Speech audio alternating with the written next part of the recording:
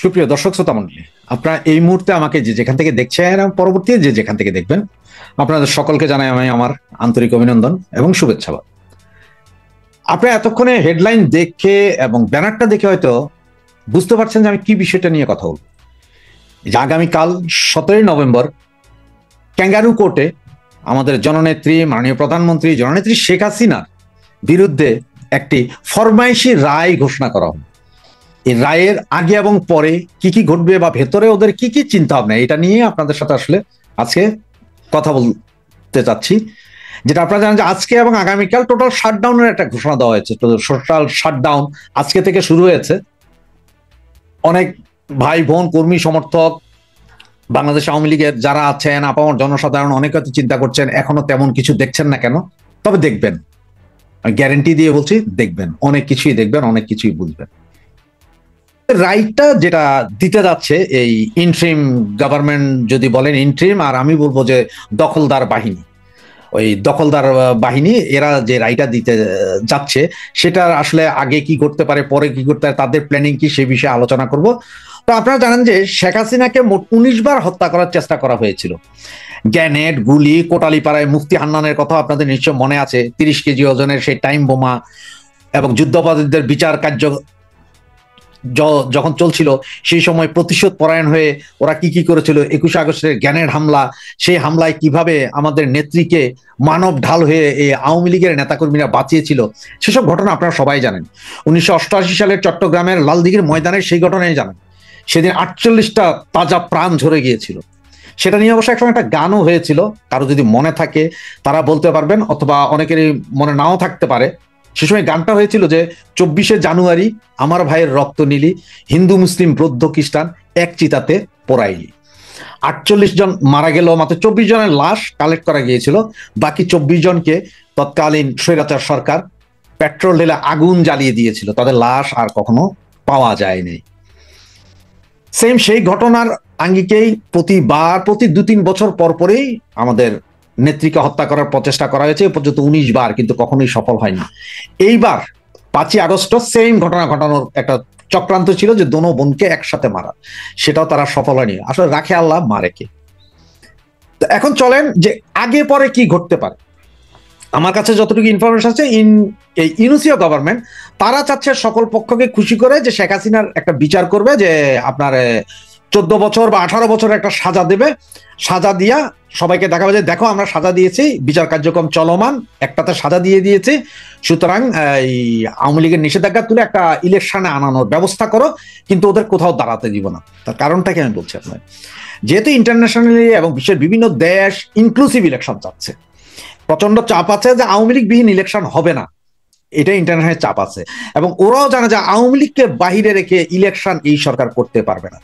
যার কারণে এটা নেগোসিয়েশনের চেষ্টা চলছে যে ঠিক আছে আমরা একটা সাজা দিলাম, এইটাই সাজা, বাকি দেখা যাক, কিন্তু আপনারা ইলেকশনে আসেন, ইলেকশন করেন, তাহলে অন্তত পৃথিবীতে দেখাইতে পারবো যে না, একটা গ্রহণযোগ্য ইলেকশন হয়েছে, সব দল ছিল, আওয়ামী লীগের এমপি দাঁড়াইতে পারে নাই বা ভোট পায় নাই বা কোথাও কথা বলতে পারে না, এটা জনগণ চায় না। এই জন্য এই হচ্ছে যে ইন্ট্রিম ইনুসের একটা প্ল্যান, যে এইভাবে করা যাইতে পারে।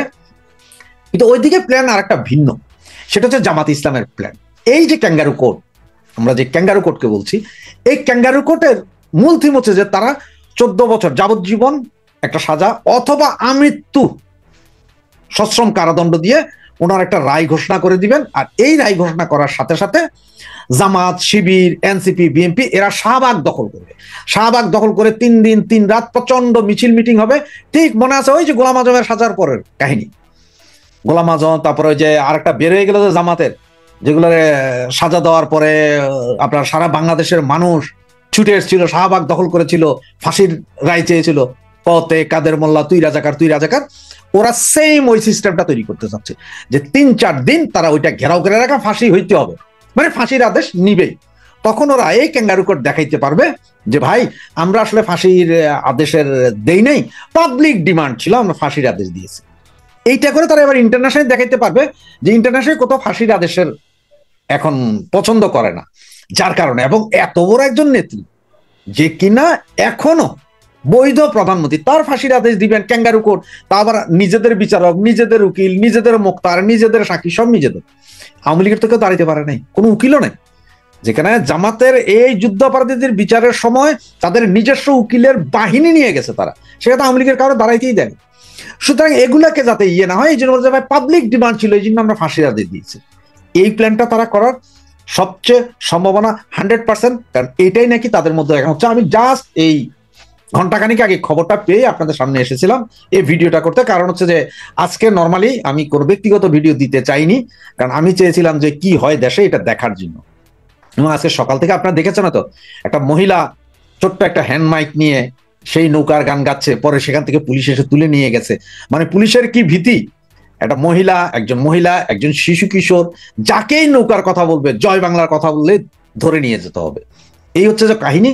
তখন বুঝলেন যে আগে এবং পরে কি হতো, আগের প্ল্যান যেটা বললাম, ওই যে শেখ হাসিনা ফাঁসি দিয়ে ইলেকশনের জন্য ঢাকা যে আসেন, আমরা নিষেধাজ্ঞা তুলে নিলাম, আপনারা ইলেকশনে আসেন, যদিও নুরুসের অধীনে কোনো ইলেকশন আওয়ামী লীগ করবে না বলে আমার এখনো বদ্ধমূল ধারণা। আরেকটা হচ্ছে যে ওই যে জামাত, শিবির, এনসিপি এদের যে প্ল্যান যে শাহবাগ দখল করা, এবং সম্ভবত আজকে সন্ধ্যার পর থেকে হয়তো আপনারা দেখতে পাবেন শাহবাগ অলরেডি হয়তো মঞ্চ তৈরি করতে পারে ওরা, আমার যতটুকু ধারণা। আর যদি না করে তাহলে ইনস্ট্যান্ট হয়তো ট্রাক দাঁড়া করে মঞ্চ করে তারা ওখানে লম্বা লম্বা বক্তৃতা দেবেন, এগুলা করার একটা প্ল্যান আছে। আর কালকে যে কি হয় সেটা হচ্ছে যে আসলে $1,000,000 কোয়েশ্চেন। কালকে রায় ঘোষণা কয়টায় হবে তা এখনো জানা না গেলেও বোঝা যাচ্ছে হয়তো দুপুরের আগে বা দুপুরের পরে রায় ঘোষণা হবে।